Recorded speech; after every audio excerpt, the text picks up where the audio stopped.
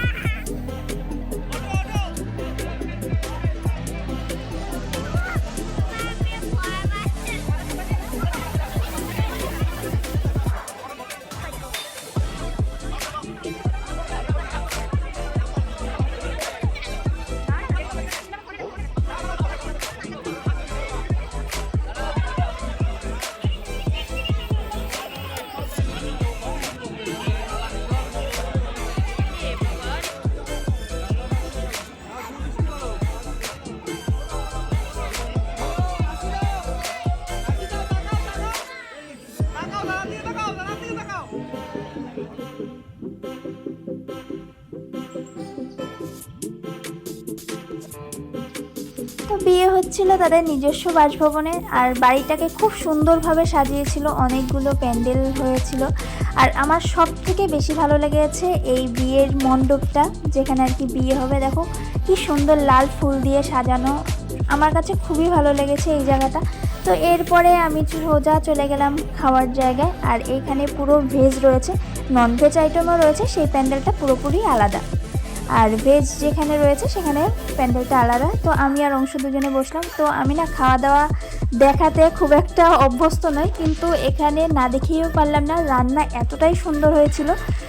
আর প্রত্যেকটা রান্নাই আমার কাছে ভালো লেগেছে, আর অংশও কিন্তু খুবই ভালো লেগেছে। প্রথমে ডাল পুরি, চানা, ভেজ ডাল, ভাত, ইঁচড়ের তরকারি, তারপর ছিল বিরিয়ানি, তারপর পনির ছিল,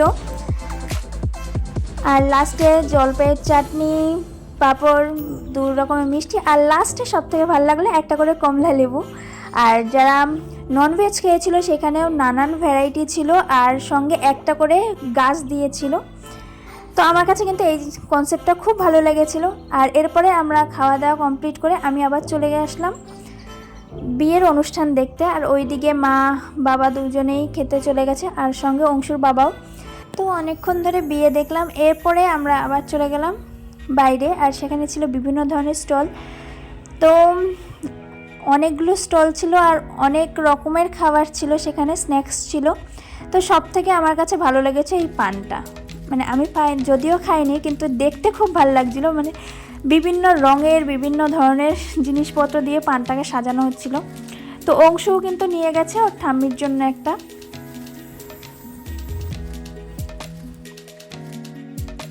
এটা কে খাবে মাম্মা? ঠাম্মি খাবে? আচ্ছা দাঁড়াও, ঠাম্মি আইসক্রিম।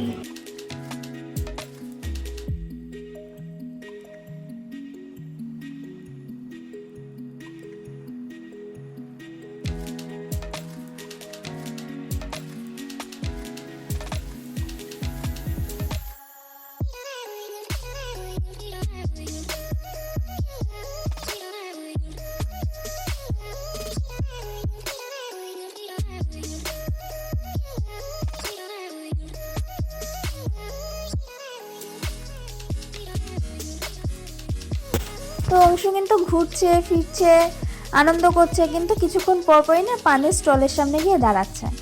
তো ওর মনে একটা প্রশ্ন জেগেছে যে ওর ঠাম্মিও তো পান খায়, সে তো এত কিছু দেয় না, লাল নীল হলুদ সবুজ কী সব দিয়ে সাজাচ্ছে পানগুলোকে, কেন সাজাচ্ছে? তো কিছুক্ষণ পর ঘুরে টুরে আসার পর আবার আমাকে বলছে, মা আমি তো বাড়িতে সুন্দরভাবে সাজিয়ে থাকি না, কিন্তু বিয়েবাড়িতে এসছি বলে এত সুন্দর করে সেজে এসছি, তো পানটাও মনে হয় বিয়েবাড়িতে এসছে বলে এত সুন্দর করে সাজছে। তো আমার কাছে কিন্তু উত্তরটা বেশ ইউনিক লাগলো, তাই তোমাদের সঙ্গেও শেয়ার করলাম। তো এরপরে সবার খাওয়া দাওয়া হয়ে গেল আর আমরা বাড়ি চলে আসলাম। তো ভিডিওটি এই পর্যন্তই। ভালো লাগলে লাইক কমেন্ট আর শেয়ার করতে ভুলো না, চ্যানেলটা সাবস্ক্রাইব করে নিও। টাটা।